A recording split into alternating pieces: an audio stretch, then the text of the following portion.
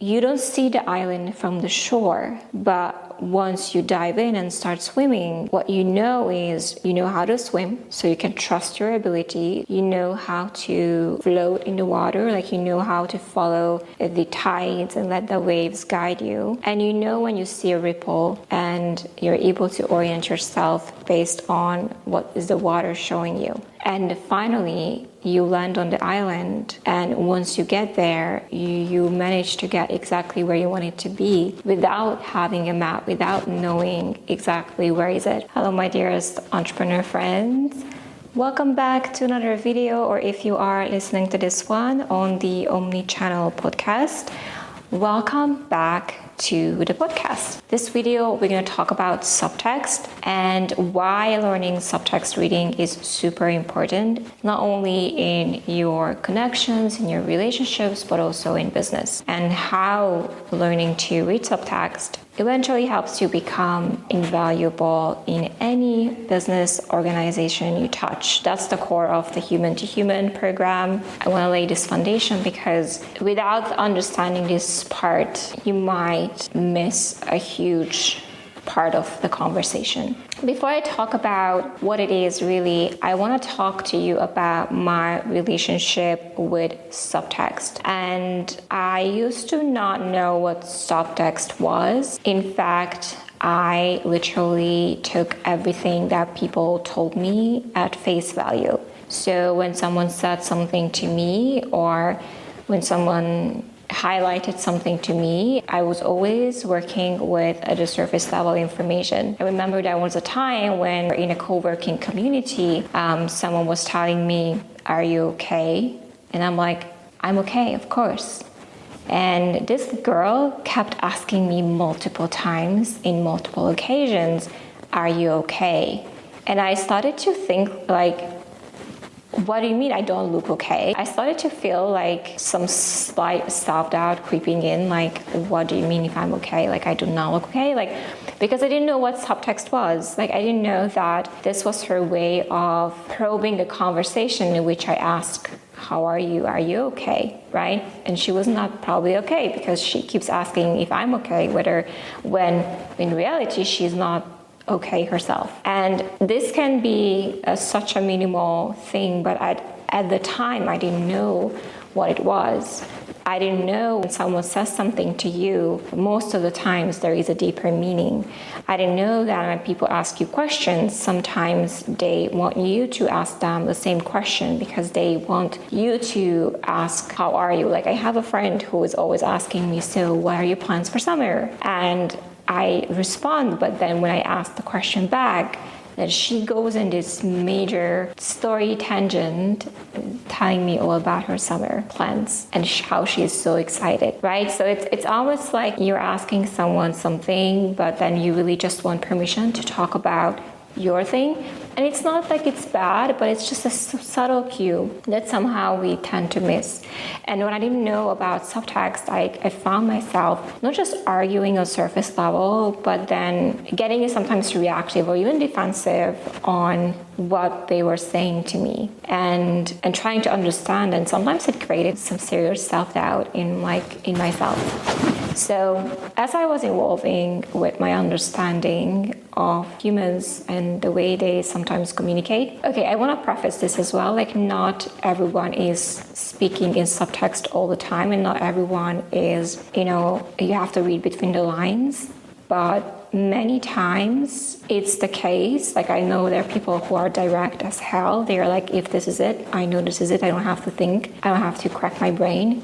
But in the way we use subtext reading is not always to figure out what someone else really meant and crack our brains, but we use subtext reading as a thread. And when I'm saying thread, what I mean by that is people leave you cues on where the conversation is going to be. People leave you cues about themselves all the time. And when you're able to catch those cues and the threads and let yourself be guided by them, you can eventually uncover so much more, and you can eventually find yourself in a deeper understanding with someone, in understanding your context better, even if, they don't reveal it to you right away. And when you're able to read between the lines, sometimes that's all you need to really understand someone on a deeper level and for them to really start opening up to you. You know how there are times when you are starting a conversation with someone,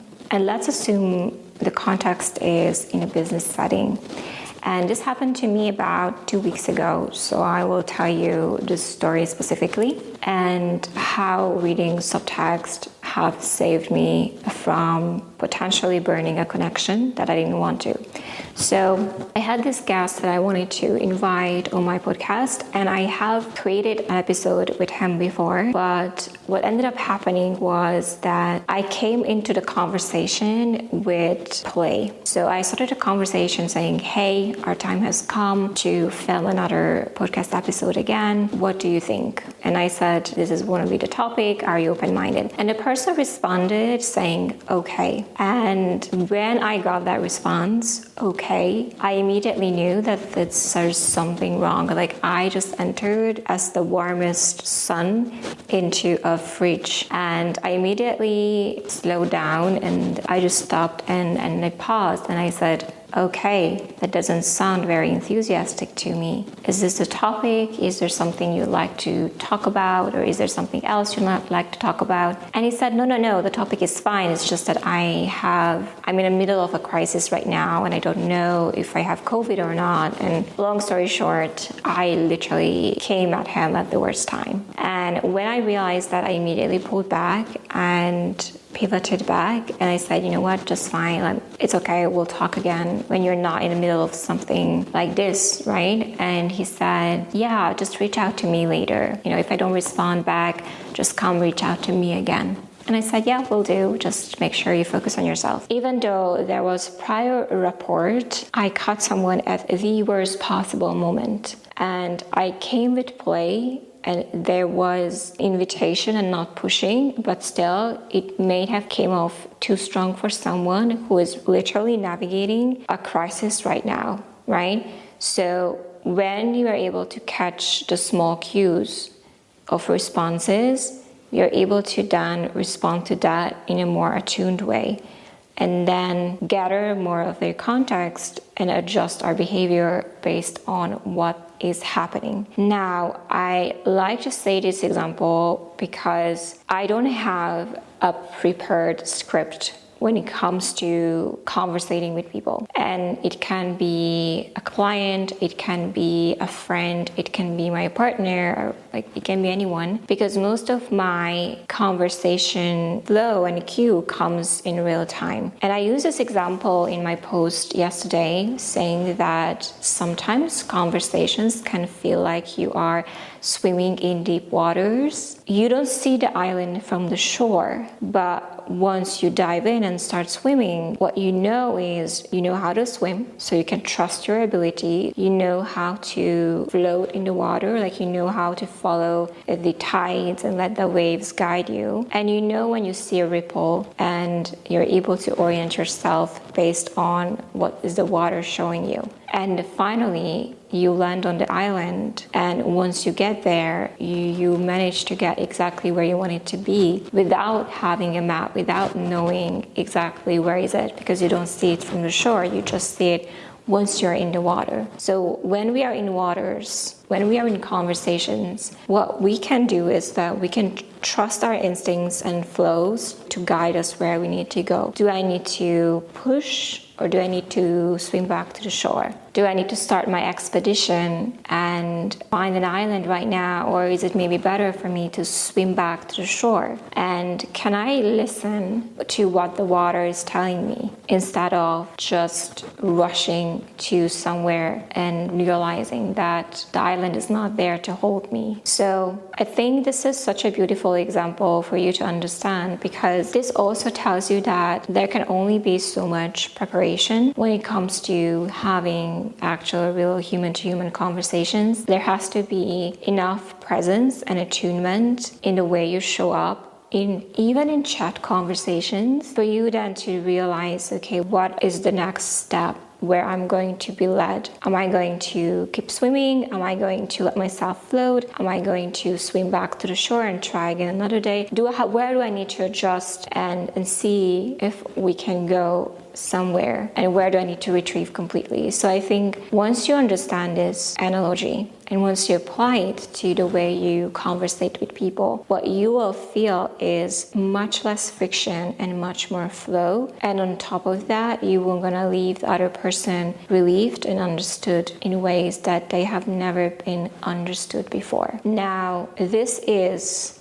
the whole reading subtext and undercurrents. And yes, I can give you many examples in which this works. I have a reel I created about the fact that when someone says, why are you on your phone? And what they really want is for you to be present. But these emotional undercurrents are requiring you to really step out of your own reality and starting to want to understand someone else's, and maybe create some light assumptions that then tested, echoed back to you in a way so you know where do you need to swim next in a conversation. So that was it for this video. I am going to be teaching the subtext reading in a more practical way. I know that this is not an easy thing to learn, but this is a skill that I think anyone, especially if you're in business, especially if you are navigating human relationships for a living, if that's something you do and you have to do, then learning to hone this skill better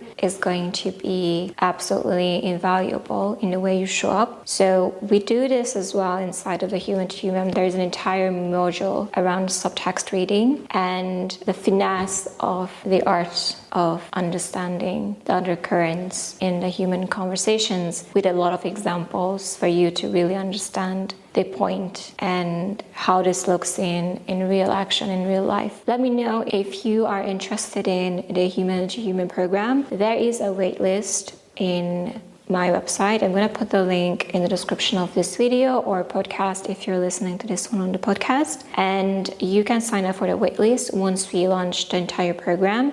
Then you will be the first one to know. And of course, you can always reach out if you have any question, if you want to understand more what this program is about. I'm always happy to talk to you about it. Thank you so much for watching and listening. And if I can leave you with one thing, it would be, if you're present enough with someone, the right words will always come to you. Good luck. Come to you. Good luck. Come